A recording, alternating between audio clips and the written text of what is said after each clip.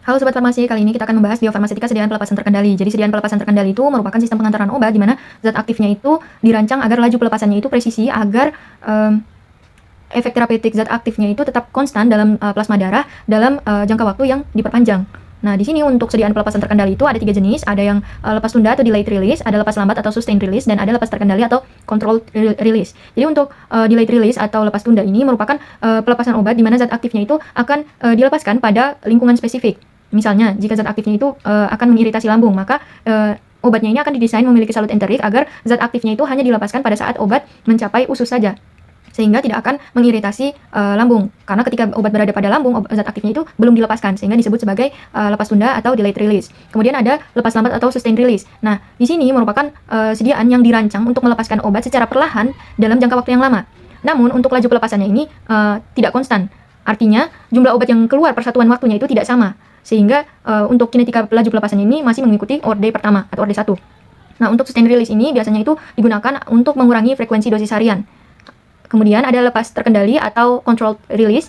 Nah, untuk sediaan ini biasanya dirancang untuk mempertahankan pelepasan obat dengan pelepasan yang konstan. Artinya jumlah obat yang keluar per satuan waktunya itu tetap sama hingga sediaannya habis. Nah, untuk durasi waktunya itu dapat diprediksi untuk sediaan lepas terkendali. Nah, biasanya untuk controlled release ini karakteristiknya itu digunakan untuk mempertahankan level plasma atau konsentrasi obat dalam plasma itu masih dalam efek terapeutik yang pas secara presisi. Nah, kemudian kalau dilihat berdasarkan perbandingan grafik antara sustained release, delayed release dengan controlled release dengan pelepasan secara konvensional itu waktu yang dibutuhkan untuk pelepasannya itu jauh lebih lama dibandingkan dengan conventional release atau pelepasan konvensional atau pelepasan secara biasa. Nah, ketiga sediaan ini biasanya difungsikan untuk mencegah fluktuasi ekstrim atau peak to trough, kemudian meminimalkan efek samping atau toksisitas dan meningkatkan kepatuhan pasien dengan meminimalisir penggunaan atau mengurangi frekuensi penggunaan obat karena dalam dosis tunggal saja sudah atau dosisnya itu berkurang untuk penggunaannya. Nah, untuk contoh nyata untuk sediaan pelepasan terkendali ini, untuk sediaan oralnya itu ada nifedipin, kemudian untuk transdermalnya itu ada klonidin, kemudian ada yang dalam bentuk implan yaitu leuprolid asetat. Nah, selanjutnya ada mekanisme pelepasan obat. Nah, di sini ada sistem matriks atau erosi dan difusi. Nah, pada umumnya untuk sediaan pelepasan terkendali itu terdiri dari bagian zat aktif atau bagian obatnya itu akan dikelilingi oleh polimer hidrofilik. Nah, polimer hidrofilik ini pada waktu tertentu akan terpenetrasi oleh air yang berada pada gastrointestinal. Nah, di sini polimer hidrofiliknya itu akan mengalami pembengkakan karena adanya air yang masuk tadi, sehingga akan membentuk lapisan gel hidrat. Nah, zat aktif dapat keluar melalui gel hidrat ini melalui dua cara. Oleh karena itu zat aktif itu dapat keluar bergantung pada kelarutannya. Jika obat zat aktifnya itu bersifat larut air secara dominan akan dilepaskan melalui via difusi atau kita sebut sebagai Fickian atau diffusion front. Kemudian kalau obatnya itu zat aktifnya itu bersifat sukar larut air, maka zat aktifnya itu bisa keluar dari gel hidrat ini apabila matriks luar atau bagian gel hidrat ini larut terlebih dahulu, baru zat aktif yang bersifat sukar larut air ini bisa keluar atau disebut sebagai erosion font atau erosi. Nah, biasanya kombinasi dari erosi dan difusi ini akan menghasilkan kinetika ordenol yang ideal. Kemudian ada mekanisme pelepasan obat yang berikutnya, ada sistem reservoir atau sistem membran. Nah, di sini mengikuti hukum Fick 1 di mana pelepasan obat itu hanya berdasarkan difusi molekul yang melewati membran. Nah, di sini bisa dilihat pada gambar, inti obat itu akan dilapisi oleh lapisan hidrodinamik atau di bagian membrannya ini.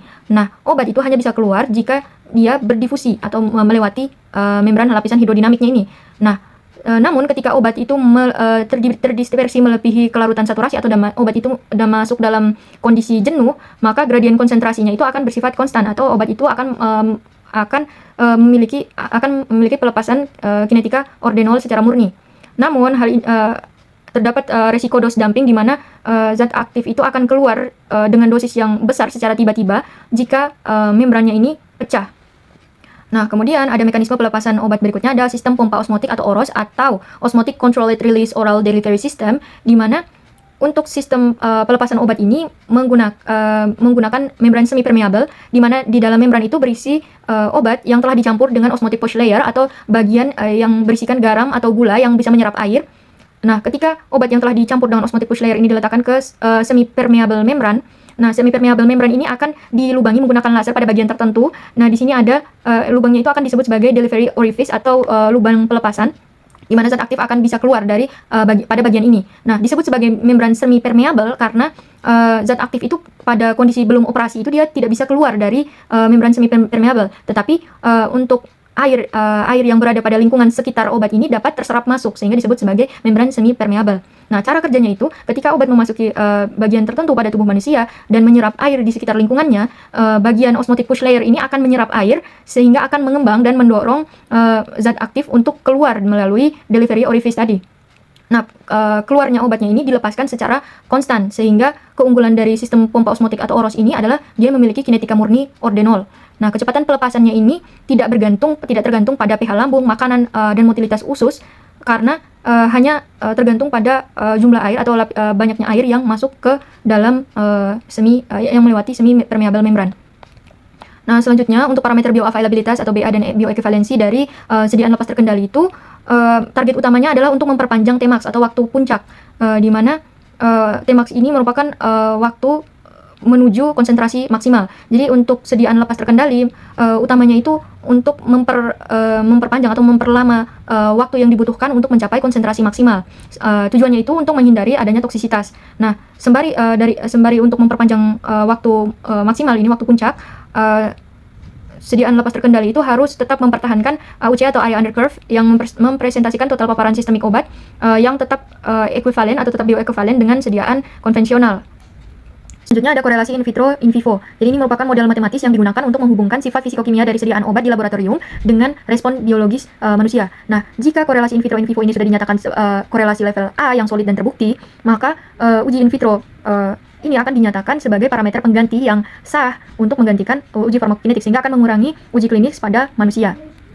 Selanjutnya ada beberapa hambatan fisiologis saluran cerna yang akan menghambat kinerja dari sediaan pelepasan terkendali. Nah, di sini misalnya pada lambung itu pH ekstrim sekitar 1,5 sampai 3,5 dan enzim pencernaan ini serta pengaruh makanan yang berlemak akan memicu dose dumping dini atau di mana zat aktif itu akan keluar dalam jumlah yang banyak pada waktu yang secara tiba-tiba. Kemudian ada hambatan pada bagian usus halus di mana absorption window atau lokasi penyerapannya itu sempit dan sebagian besar obat atau 90% obat ini terserap pada bagian ini secara difusi pasif dan waktu transitnya itu cukup terbatas pada bagian usus halus. Kemudian untuk hambatan pada usus besar ini adalah kandungan airnya yang minim, kemudian sehingga hal ini akan mempersulit disolusi obat pada fase akhir pelepasan. Nah, flora usus ini dapat mendegradasi polimer matriks pada sediaan pelepasan terkontrol. Kemudian terdapat batas waktu absolut waktu transit oral manusia adalah sekitar 14 jam. Nah, desain sediaan oral ini tidak dapat memperpanjang pelepasan melebihi batas anatomis ini tanpa sistem retensi lambung atau gastroretentif.